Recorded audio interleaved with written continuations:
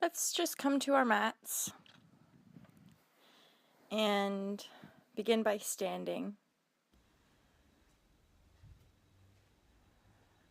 Take a nice big breath and reach your arms up nice and tall.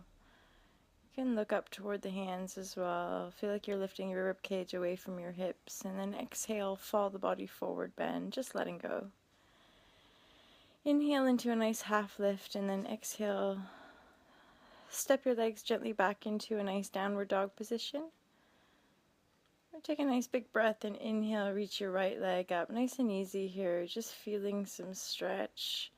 Go on the left side, so inhale the left leg up. Nice big breath, opens everything up, going back.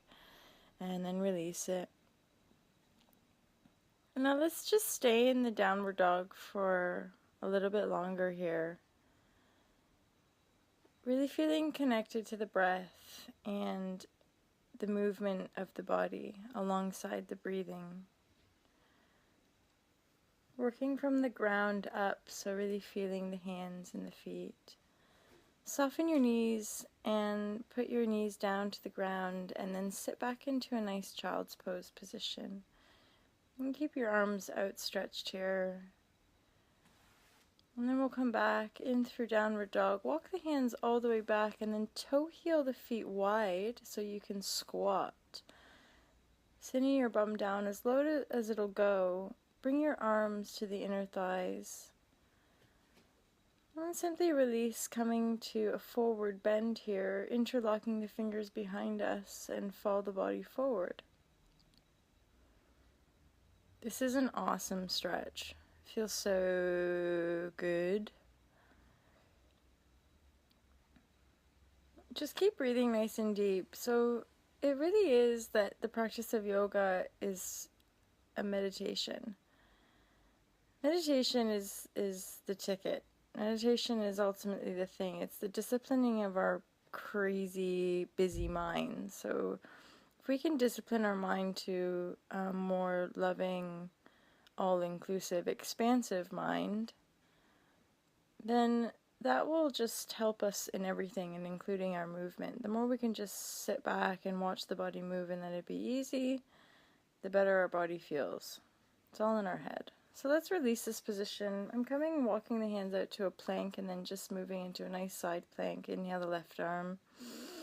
And then reach it really high, really lengthening and lifting through the whole center of the body here. Reaching that right arm up. Nice long line, and then reach it high so the upper arm's coming toward the ear. I'm looking up toward the hand, really reaching the arm away from the feet.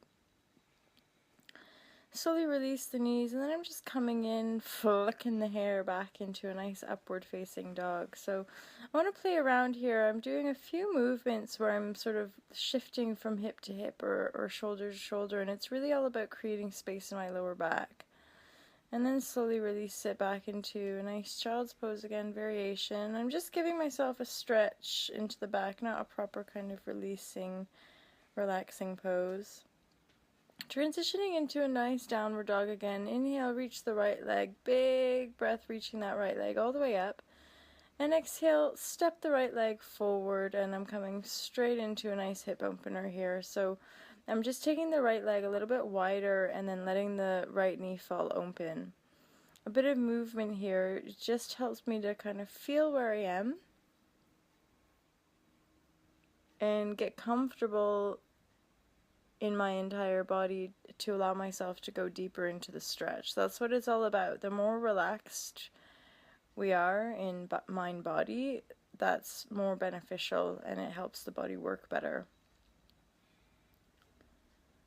So I'm going to just reach my right arm round back behind me to grab my left foot. If this doesn't work for you, don't even worry about it. Just keep yourself in a nice stretch, just hanging low.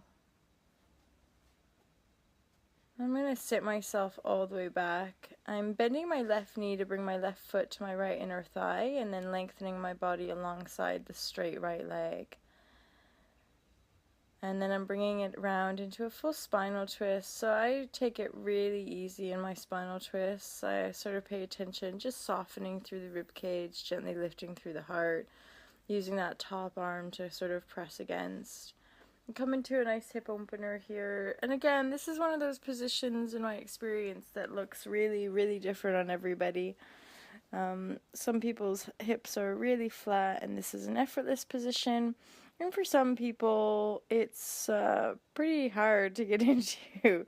So I say just kind of come into a cross-legged position or find a variation of a pose where it works for you. Sometimes trying things on our back, like different angles of gently engaging the foot and bringing the foot towards you while you're lying on the back can help you feel the different angles and the different things we can stretch.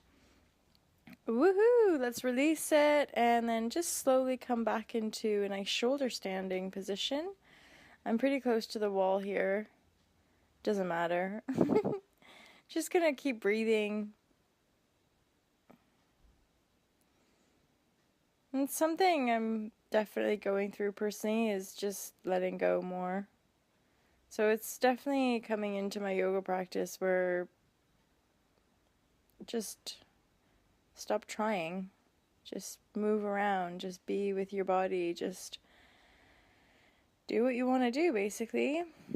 And remember that everything we do is a kind of dedication to love and allowing ourselves to be of service to humanity from a loving heart, really. And enjoy the ride. Woo, let's slowly release, coming into a boat, crossing those legs, scooching them around behind you, and there we are, back in a nice downward dog position. Oh, I love downward dog position. It's so awesome. Inhale the left leg up. We're going on the left now. So big old breath. Reaches that left leg good and high. I'm coming onto my right ball of the foot there, so I'm letting that left heel or right heel come off the ground a bit. I'm obviously a little bit more indulgent with this stretch on this side. Stepping the left leg all the way forward and letting the back knee fall down. And again, just feeling around into that left hip joint. It's all good.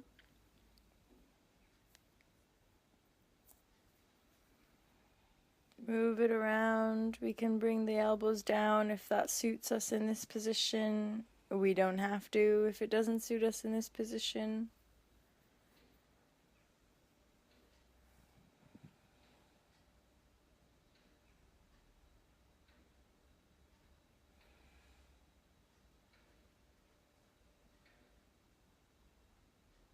And then just reach that left arm around behind you to hook into the right toe, if that works for you. We want to really expose or feel our hip flexors here, which is right at the front of kind of around the right hip bone. So this is a great stretch for hardcore runners, cyclists, athletes that might be doing repetitive movement. Stretching is so important for the body. So let's sit back now and come into this hip opener forward bend. So just letting the right foot come along the left inner thigh and giving ourselves a wee little stretch here. So lengthening the body forward, feeling some good stretchy vibes, and then just lifting it up and around to come into a nice spinal twist. So breathing in through the body, looking around that left shoulder, and just keeping it nice and easy. So I'm more and more aware of like holding superficial tension in my body and mindfully trying to soften and relax that tension. It's part of kind of tuning into actually like a different sort of form of movement. A little bit more functional. So let's slowly release that. Again, just bringing the left knee round on top of the right if that works for us. You know, by listening and feeling your own body, you know whether or not a pose, how to make it work for you. I think it's kind of empowering people to trust their own sense of self and trust how their body's communicating to them. I think it's a journey that is important for all of us to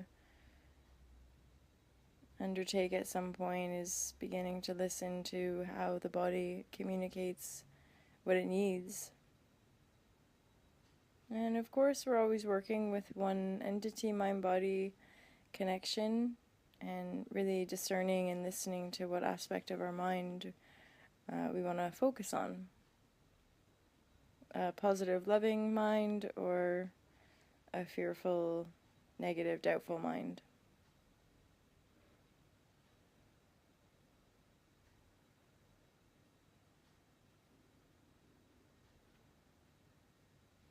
Let's slowly release.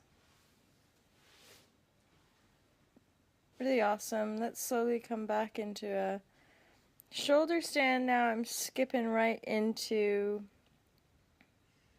ear pressure pose, where the knees are falling down either side to the head, so falling down toward the ears, and you can even press your knees into your ears, so you might feel a little bit less hearing going on.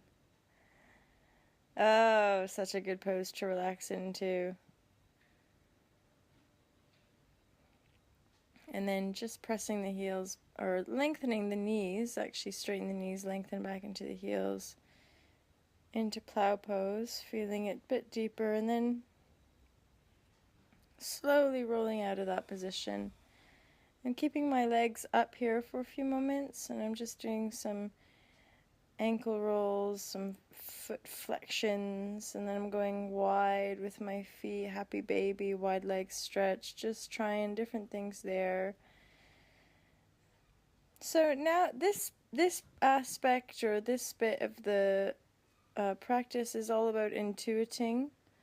So I often have a little twist off, or I'll start to kind of tense and release different parts of my body, and even my face. So I might come into Shavasana, and I'll lie down, and often you'll get that sense of, again, your mind expands, you have an overall scan of your body, and you can feel it. You're aware of areas that feel a bit tight, rigid, and I'll just sort of go through and squeeze and release those parts of the body that are holding some tension that I'm aware of, and then just do that until I'm feeling like Shavasana is a really flowing, easy position.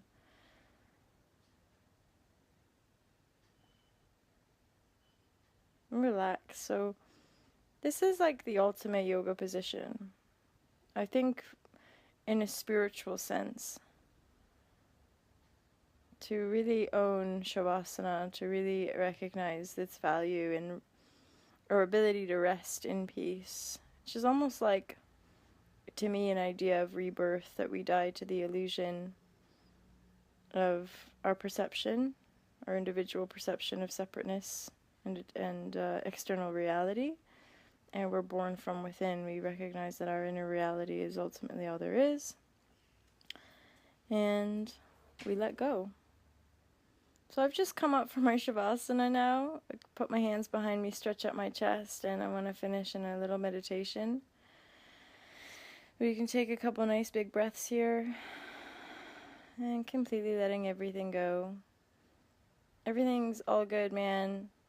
I think everyone is all about inner peace now. Namaste. Om. Peace, peace, peace. Have a wonderful day. I love you. Peace out, y'all.